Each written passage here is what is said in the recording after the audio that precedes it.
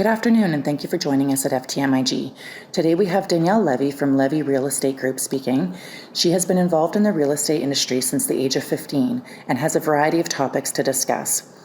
Some of those highlighted topics will include women in real estate and the drive to succeed, investment property ins and outs, rule changes coming to light, issues with foreign investors, and we also get to hear some of Danielle's favorite locations for purchasing real estate. She will give us her hints on what she tells her buyers and her sellers, as well as sharing the importance and power of agents being active on social media. We hope that you enjoy, and please give Danielle a like and a follow on all of her social media platforms that will be listed at the end of the interview. And joining me now is Danielle. Danielle, how are you? I'm good, Carl. How are you? Oh, fantastic. I'd like to get through this, this spring. I'm not liking it right now. It's so wet around my house. Everywhere I walk, it's just mud. So I know it's driving me crazy with the showings. I'm getting my shoes dirty every day. Yeah, no doubt. So I guess let's start off. Maybe I'd like to ask you why you got into real estate. Okay. Well, I love this question. I actually got into the industry when I was around 15 and a half. So it wasn't like a top choice for me. I started working for other realtors, for teams. So I built my experience kind of the other way around. And my first goal was actually to become a lawyer. And I went through school and I was about to do that. And then in my early 20s, I actually ended up getting my license and stuck to it. Didn't decide to go through with law school, but I've worked for developers. I've worked for property managers. I've worked for very, very large teams. I was a personal assistant to my broker of record as well. And I got all the experience before I got my license. Well, I think you made a good decision getting into real estate over law, but that's just my opinion. Of course. So what's it like being a woman in the industry? So the thing is with real estate, it is very male dominated. And a lot of people say, oh, okay, well, there's a lot of women in it and they're better at it, but it's actually male dominated, especially the commercial aspect of it. So, all right. So yeah, so you kind of had to, there's definitely some learning curves there and people wasting your time. Yes, exactly. So do you buy investment properties? I do. I buy for myself. Whenever I can, when I have the capital. And I work with a lot of investors as well, not just first-time home buyers. So majority of the time, I'm not buying properties constantly because it's not like I have that much capital, but with my clients, they're my first priority. So if I find them something of value, I would present it to them first. And if they have no interest in it, then I would consider it if I have money at that time. So, I mean, because that's obviously a conflict of interest, since I'm also always looking for investment properties. But, if they sign buyer's rep with me and they're working with me exclusively, I'm going to put them first and I'll present it to them before anyone else. Okay. It's always a concern. I was looking in Sudbury to buy some properties and, I called out there. I met a few of the agents and some of them have a lot of properties. And I'm like, well, yeah. Are you still actively looking? Yeah, of course. And, if the CapEx is right and all this, I'm like, well, why would you give me a better deal than you can get? But obviously Scout's honor, right? But yes. So right now we're at a really interesting point in the market. So there was an article that came out that said Canadian real estate prices expected to drop 24%, or they can crash as hard as 40%. This is from Oxford Economics. So this brings us to the present. We just had a really extreme run here. Like I've never seen this in my lifetime. And I've talked to people who've been in real estate for 60, 70 years. They've never seen it. Well, actually, back in the 80s, there was a strong run. But where are we right now? We've also got this, war in Ukraine. What are you seeing? So I've read this article, and I actually have my own little TikTok page where I post and respond to people's questions all the time. And this was mentioned to me. People are saying that it's going to crash or something people are going to take a hit 20 to 40%, something like that. And so this happened in 2017, something similar. Obviously, the market was a little bit more crazy towards the end of 2020, started in 2021. We've never seen anything like this. That's 100%. With that being said, I do feel like we're going to take a little bit of a hit. I feel like a lot of people that, got in with low interest rates and were purchasing homes that they couldn't afford, especially because of mortgage fraud, which is another topic. It's going to catch up to these people, and they're going to probably take a 20, 30, 40% hit for what they purchase. And I feel like there's going to be a lot more inventory because of that. And it's going to be a better time for buyers. I feel like the market is going to slow down a lot. It's already been starting to slow down. I've been dealing with a few bidding wars here and there, depending on the area, but I've been able to secure a lot of my buyer's property in the last few weeks, which is crazy because it wasn't like that before. Like last month, it was nuts. So are the conditions changing in can your buyers go in there with conditional offers? Not yet, but I actually almost got away with it 2 days ago with the finance condition of 3 days. So that's a good sign. With a lot of condos, they're allowing status certificate conditions if they don't have the status certificate at hand. But in terms of home inspections, I haven't seen home inspections in like 2 years in any offers. Usually home inspectors come with my clients on the showing before the offer presentation date, which I think is the smartest way to do things now. But it's slowly going to start with the conditions, at least with the finance condition. Yeah. So you did have some kind of bearish comments there about how there could be a 20, 30, even a 40% correction. All right. So you do see there potentially being a healthy correction. I hope so. Realtors claim that they know the future forecast, but they don't, because we've never seen anything like this. A pandemic happened. No one expected that. That affected the market. Yeah. Well, and I mean, our fiscal policies, there's been a lot of money printing, a lot of money in the system, and people have been able to, buy things they typically wouldn't be able to afford. So that directly is going to affect the market. Okay. So what potential rule changes are you hearing maybe coming into effect? I heard something about a foreign buyer's tax again. They are saying that they're going to raise interest rates more, but I don't know when. I don't know about any other rules. I know that the government's been saying that they're going to make it easier for people to purchase homes, and they keep, sending out empty promises to us, but I don't see any change, to be honest. I know that we're letting in at least 1.3 immigrants with an average of $300,000 in their pocket. Still don't know if that's going to do anything, but in terms of rules, I don't feel like they're gonna come out with anything that's gonna help the housing crisis. I think that naturally the market's probably gonna slow down a little bit, but then it's just gonna refuel again the way it did between 2017 to 2019. Yeah. Well, I remember 2017 pretty good because one of my best friends was getting into the market at that time, and I was driving around with him. I think we looked at 20 to 30 properties, and he was very strict on what he was going to buy. He's like, it has to have a garage, it has to be a brick home, and all this. And he was on a tight budget. And we'd be looking at these properties, and it was the unknown. It was like, if the property was listed for 400,000, you knew it was going to go over asking, but you didn't know how much, right? And so I was seeing him miss out on these properties, and I'm thinking, if you don't adjust your game plan here, you're going to end up with something. You're not going to even have a garage, And sure enough, that is what happened. It took him 4 months to buy a house. By that time, the market moved 20%, and he ended up in a very bad area without a garage. And so that's very unhealthy. No, you can't. Honestly, in this. When you're going through that market, you can't be picky either. I feel like as a buyer, you kind of have to just either wait or settle. Obviously, as a realtor, it's a really bad advice, tell someone to wait, because you should never wait to buy real estate. But yeah, if prices are going to go up 20%, you should scoop something and then maybe resell it down the line. Yeah. Well, and in fairness, and this, you're probably not going to like this comment, but yeah. This is what's really weird about it. People are buying a house. We all want to take pride in our home, our principal residence, where we're going to sleep and spend time with our families.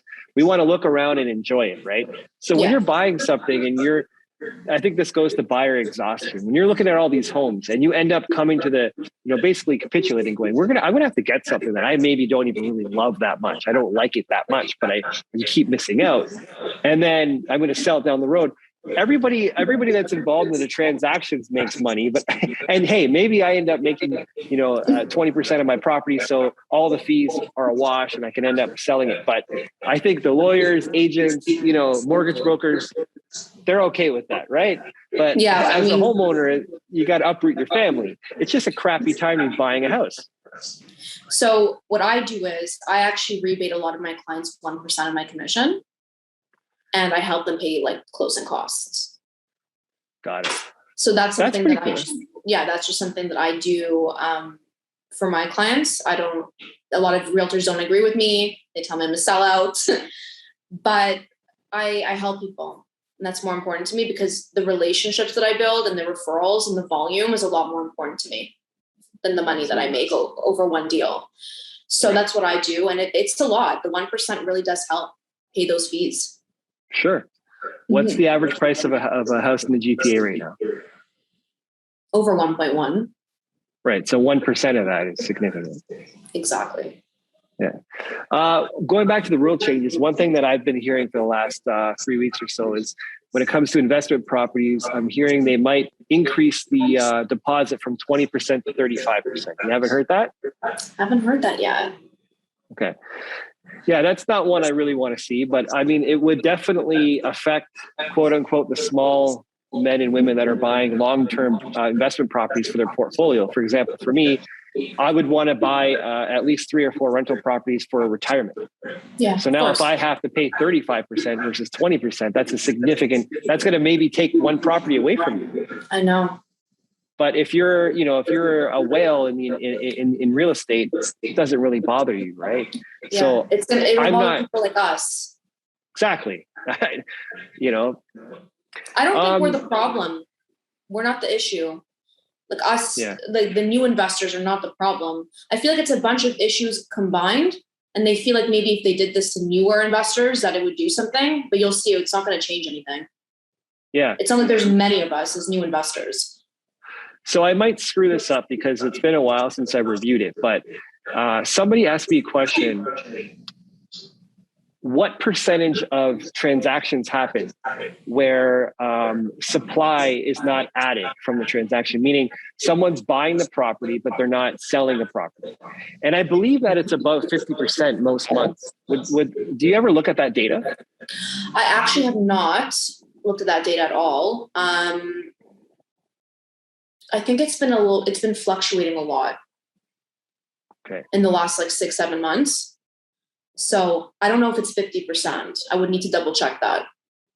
Yeah, no worries. It's definitely, at least if we could throw it on people's radar to have have a look at that, because that would say first-time home buyers and investors, they're buying properties, they're not selling anything. So this doesn't help the supply because you can't do anything about it. But maybe that rule change helps that. But again, you're saying that's not really the problem, right? It's not really investors buying up these properties. It's really a handful of other things. Yeah. We also have a lot of foreign buyers buying a lot of pre-construction as well, which makes it difficult for a lot of my clients that when they weren't able to buy resale, I pushed pre-con on them. I'm like, look at the pre-construction projects with great deposit structures, but it's been difficult because then you have these foreign buyers coming in, buying 10, 15 units at a time. I felt like that also added to the issues as well. So you've seen that, eh? You've seen where foreign buyers come in and buy 10 pre-con? Yes. Some builders don't allow it though. Some when it comes to semi-detached towns or complete detached homes, they'll say, okay, one house per family. Like you can't come in and just buy up 8. But it really depends on the project. But I've been seeing that a lot as well. Okay. So in this market, do you believe in holding back offers? No. I just sold a condo yesterday, and my listing strategy actually worked more than others. I actually had other people reach out to me saying, hey, can you speak to my realtor and teach them how to do this properly? It's okay. Right now, I don't think that there should be any offer dates because a lot of people are also accepting preemptives because they're scared. They'll have an offer date and then they'll accept the preemptive because they know that they're not going to get, a higher amount. So there's no point of even having the offer date in there. So if you had a seller as a client right now, Is there one condition that you would like them to have in their deal to protect them in this sort of pausing phase and uncertain phase in our market? For a seller? Yeah, for a seller, to try to protect them. I would try and get a firm offer for my seller. With like a really high deposit? I think 5 to 10% is decent. I mean, if they're going in firm and let's say it's a property over 800,000, no one wants to lose a deposit like that. No one wants to lose any money. It's a win-win for sellers. So. Right. Okay. Yeah, I saw a realtor on TikTok who was saying one of his strategies right now is to sell and have like a 4 or 5 month closing, which gives them, this opportunity for the market to dip so they can buy something, right? 4 months in real estate is really not that long of a time, to be honest. To find a property, the average property closes in 60 days? Yeah, I find it that everything is closing between 30 to 60 days. And sellers that's what they want. And buyers are trying to accommodate. All the offers that I've been submitting in the last 2 weeks have like a 30 to 45 day closing. Oh, really? Yeah. Mm-hmm. Okay. So in today's market, if a seller had an outdated principal residence and lives in the following neighborhoods, would you suggest doing upgrades first before listing the property? Or do you believe that in this market currently, because of ultra low supply, it's not worth the time and upfront cost to the seller? So here's some of the neighborhoods I came up with. Estate homes with a minimum of 1 acre land in Richmond Hill, Vaughan, Aurora, or Newmarket. Okay, so we'll start with Richmond Hill. I think people would buy the houses as is if it's sitting on a really good lot, because a lot of people there buy so they can rebuild. So Richmond Hill, I would sell it as is. Okay. Newmarket's also in York region. I would also leave it as is, because if it's listed at a really great price and someone's purchasing it to rebuild, it's gonna fly off the market instantly. They wouldn't need to put any renovations into any of it. For condos, yes. If your condo's in bad shape, I would say, maybe do some renovations. Right now, my parents are thinking of taking my grandfather's condo, which is in a very, very popular building in Vaughan, and they want to, put $80,000 to $90,000 into renovations, and they can sell it for probably over $1 million. Because if they didn't, they would sell for under $1 million, probably around like 750, 850, something like that. So it's worth it there. Yeah. Okay. What areas right now are you seeing what areas would be contracting right now, where they're not really seeing the multiple offers or the bidding wars? I've been working a lot in Mississauga in the last week or two, and it's been pretty dry there, to be honest with you. Listen, every property is different. They're all unique, right? But it's been easier to secure stuff in Mississauga, certain parts in Vaughan, condos in Vaughan. I know that a lot of my friends that have listed properties over 1.8 million have been having a lot of issues selling, when before, if they were to have listed 2 months ago, they wouldn't have had those issues. So in places like Brampton's been really easy. I'm trying to think. There's so many different areas, and I work everywhere in Ontario. So, have you done work in Durham? I have, yeah. Oshawa, Ajax, Pickering. Ajax and Pickering, I think an average home there is also over 1 million. It's impossible to get anything there. I just saw a freehold townhouse last week sell in Oshawa for 1.12. I was shocked. Yeah, it's insane. Last summer, I was trying to get my client a house. They had a budget of $750. I couldn't even get them a house. The bidding wars were over 25 people. In Durham? In Oshawa? In Oshawa. Yeah. Yeah. So if you have a seller or a buyer, how do you manage their expectations right now when you take them on and you're trying to, you're getting ready for this transaction? What are you doing with their expectations? Maybe you can walk us through being a seller versus being a buyer and how you manage those expectations. So for a seller, the listing strategy that I've been using recently, so depending on the area, the building, anything like that, If I see that it's a little bit slow, things have been sitting longer in a specific building or a specific street, I would list for way higher than what they want to show buyers that they have negotiation power. So then they can at least get an offer close to what they actually are expecting. Mm-hmm. So usually in a market like this, when it's slower, I list for higher. And I don't put offer dates either. I welcome them at any time. And for buyers, I always tell them to be patient no matter what, because you never know. And we look at areas that are a bit slower, like depending if they have a specific area, but also it's really important to look at properties that have been sitting longer on the market, like past the offer date, if they do have any. I'm really attracted to properties that have been sitting for more than 10 to 14 days. I'll send that over to my clients with, okay, we might have a shot here, even to negotiate price. Because obviously buyers want to avoid bidding wars. They're tired. They're very, very tired. They've been looking for months. It's very discouraging. Yeah, I love real estate, as I said, and probably the last thing I do on my phone every night is I go on House Sigma, and I only look at sales from the last day and new properties that have come up. So I'm basically only looking at that day, that last 24 hours. And if I go past that, anything that's been listed for over 10 to 15 days, I start kind of getting a little excited, right? Because it's like, all right, I might have some leverage here. So getting back to investment properties, what are your favorite places in Ontario to find long-term rental investment properties? Barrie is my number one. Love Well, Barrie. let's stop there. Why is Barrie your number one? Because there's low rental inventory there.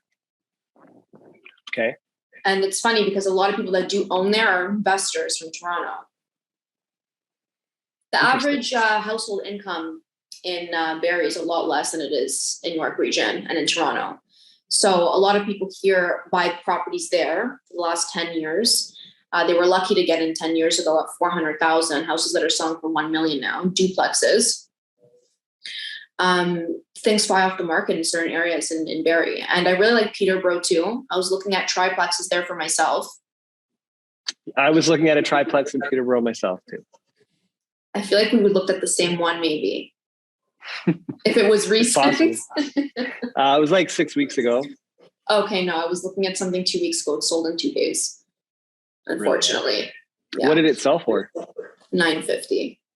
$950. And so it had 3 doors. Yes. Interesting. And they fully rented out. It was fully rented out. I think they were making $55,000 a year gross. And the expenses were less than 20 grand. And the tenants were paying for all the utilities. Yeah, Peterborough is a fascinating place. I've been investing there, and I've had friends investing there for almost 2 decades now. If, geographically speaking, it's not that far from where I am. But you have 2 colleges. Well, I don't know if there's a university and a college, but you have 2 schools, and there's a decent amount of jobs there. There's some good government jobs, so it is a good place to look. I love Peterborough. I mean, I've only been there a handful of times, but I'm definitely planning on investing there myself. And I've sent a few listings to my clients, and we're going to see how it goes. There's one that I actually sent my client a couple of days ago, but there's an offer date, and I think that he's not going to be ready to actually buy. So it's a good one, though. Okay. So you've got Barrie and Peterborough. Anything else? I like Oshawa too. Oshawa's good. Let me think. Hamilton's great. I'm trying to think where I went in the last few months. Hamilton's great. Barrie, Windsor. I'm opening up to Windsor now, even for myself, even though it's very far. London.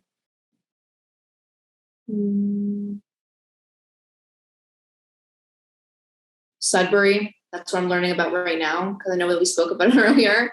Everyone at the office has been talking about it. So, have you had any discussions with people in your office about Calgary? I don't like Calgary. I think that our market's better.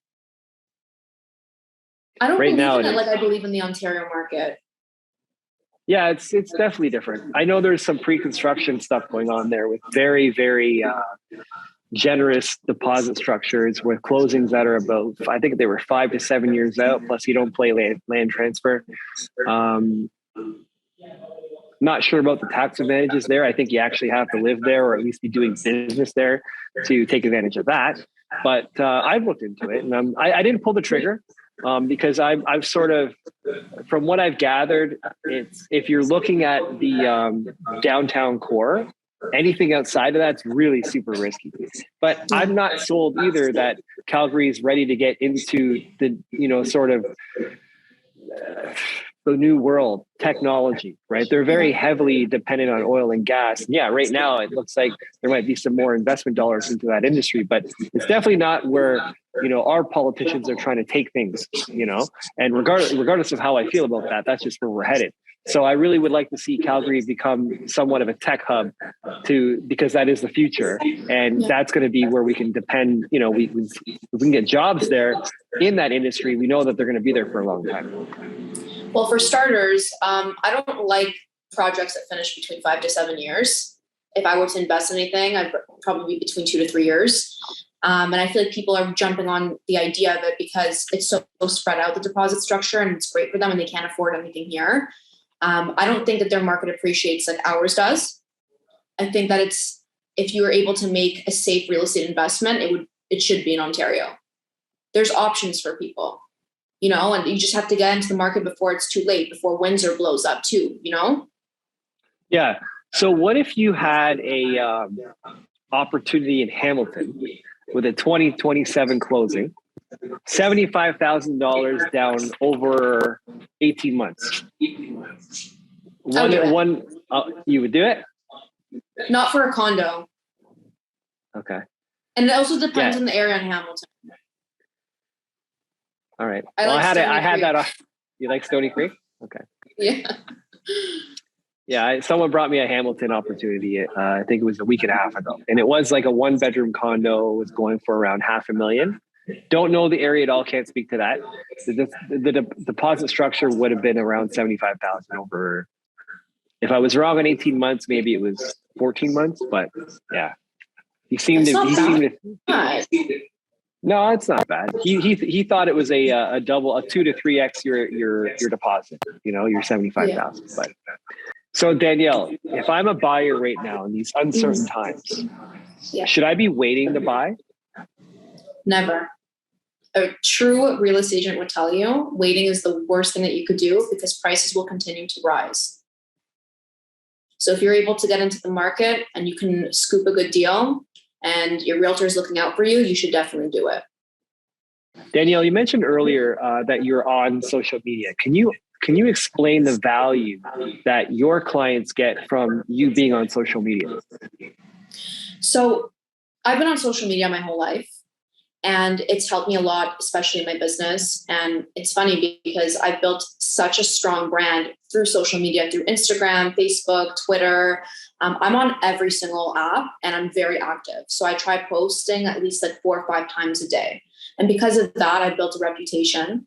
I even walked into my lawyer's office yesterday and he was telling me, he's like, you're a celebrity here. Like people actually watch your content, your real estate content, and they learn a lot from it. I've had realtors tell me that they've been educated more about the market because of what I post. So they've been learning from me on top of that, even realtors that have been in the industry for 20 years. And I feel like it's important to hire someone with a really big social media presence because they're pushing your listings out there. They're really marketing it out there, and flyers just don't cut it anymore.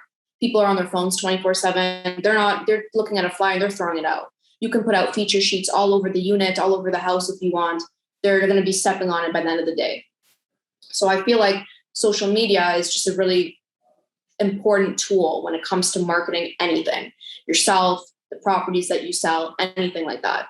So I feel like when you're looking to hire a real estate agent, those are really important things that you should look out for. Okay, Danielle, so we're wrapping up. What's the call to action for people? Where can they follow you? If you guys are following me on my Instagram, it's levy.realestategroup. And on Facebook, it's the same thing. Twitter, I use Estate Levy, and TikTok, which I'm really big on, is Levy Real Estate Group as well. If you search up my name, Danielle Levy Realtor, on Google, all my social media platforms should show up. If I'm missing anything, which I probably am, because I'm even on Pinterest and on YouTube. And you guys can follow me there, ask me any questions, book a call with me, anything like that. If you had one platform to choose that's your favorite, I think I know what you're going to say. What is it though? Oh, this is a hard one because I've been really obsessed with TikTok lately, but I'd have to say Instagram. Instagram? 100%. Okay. But I'm equally All right. active on all platforms. So. All right.